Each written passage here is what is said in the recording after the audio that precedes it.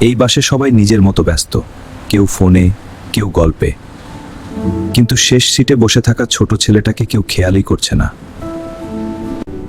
আমি সকাল থেকে কিছু খাইনি, খুব ক্ষুধা লাগছে, কিন্তু কাউকে বলতেও ভয় লাগছে, যদি কেউ বকাচকা করে।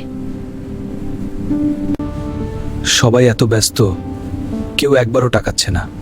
মনে হচ্ছে আমি এখানে থেকেও নেই। এই নাও, আগে কিছু খেয়ে নাও। খালি পেটে কষ্ট নিয়ে থাকা ঠিক না।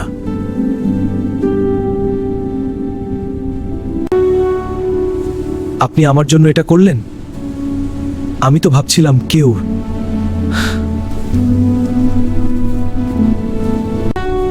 আমরা এতক্ষণ নিজেরাই ব্যস্ত ছিলাম, একটা ছোট ছেলেকে দেখেও কিছু করিনি।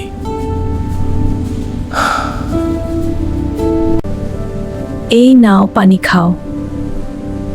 আমরা সবাই মানুষ, একজন আরেকজনের পাশে থাকা উচিত।